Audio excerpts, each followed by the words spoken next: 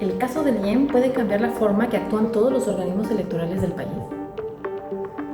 Lo que ocurrió en Michoacán no es inédito, pero sí puede convertirse en uno de los precedentes más importantes para los organismos públicos locales desde la reforma político-electoral del 2014.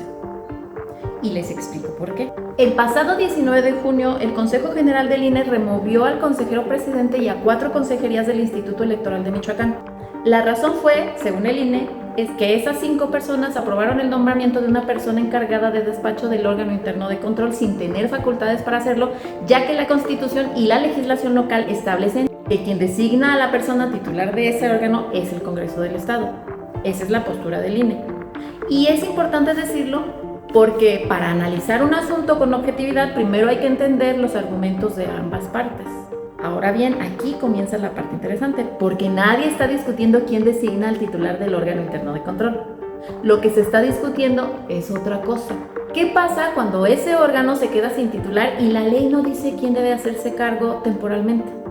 ¿Se dejan de recibir las denuncias? ¿Se suspenden los procedimientos administrativos? ¿Se paraliza el órgano hasta que el Congreso haga un nuevo nombramiento? Ese es el vacío legal que está en el centro de toda esta controversia. Y aquí encontré algo que me llamó mucho la atención. Esta no es la primera vez que el derecho mexicano enfrenta un problema parecido. La Suprema Corte ha reconocido desde hace años la existencia de las llamadas facultades implícitas, es decir, que una autoridad puede realizar actos indispensables para cumplir una atribución que la ley sí le otorga, siempre que no exista una prohibición expresa, claro. Por su parte, la propia Sala Superior y el Tribunal Electoral también han sostenido criterios similares. Por ejemplo, durante la pandemia validó medidas extraordinarias para que los tribunales electorales siguieran funcionando, aunque muchas de esas actuaciones no estuvieran previstas expresamente en la legislación. Incluso existe una jurisprudencia relacionada con el Tribunal Electoral de Puebla donde se reconoció la posibilidad de realizar una designación provisional para evitar que un órgano jurisdiccional quedara paralizado mientras el Senado hacía el nombramiento definitivo. Ojo, no estoy diciendo que esas jurisprudencias resuelvan automáticamente el caso del IEM, no lo hacen, pero sí demuestran que el derecho mexicano ya ha reconocido en determinados contextos que las instituciones no siempre pueden quedarse inmóviles cuando la ley guarda silencio. Y eso hace mucho más interesante el análisis, porque entonces el Tribunal Electoral tendrá que responder una primera pregunta.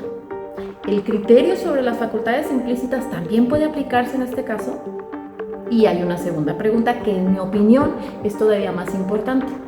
Supongamos, solo para efectos de este análisis, que la Sala Superior concluye que el IEM sí actuó fuera de sus atribuciones. Yo creo que no necesariamente, porque en derecho existe otro principio fundamental que se llama la proporcionalidad. No basta con acreditar una posible irregularidad, también se debe justificar por qué corresponde la sanción más grave prevista por la ley. Y aquí valdría la pena que la propia sentencia explicara con claridad por qué esa medida resulta proporcional. ¿Existió corrupción? ¿Hubo un beneficio personal? ¿Se afectó una elección? ¿Se vulneró el voto ciudadano? ¿O estamos frente a una diferencia de interpretación jurídica para resolver un vacío legal? Porque esas respuestas también forman parte del análisis. Y hay un dato más. Mientras todo esto se discute en los tribunales, el INE ya emitió la convocatoria para designar a la presidencia y a las 4 nuevas consejerías del Instituto Electoral de Michoacán. El objetivo es que el Consejo General quede completamente integrado antes del 31 de agosto, ya que el proceso electoral inicia durante los primeros días de septiembre. Es decir, el reloj institucional no se detiene. Por eso creo que el verdadero precedente de este caso no será solamente saber si el INE tuvo razón o si el IEM tuvo razón.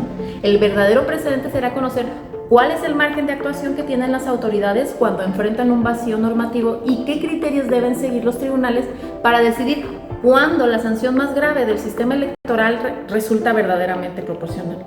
Porque la respuesta ya no va a ser solamente para Michoacán, será un referente para todos los organismos electorales del país.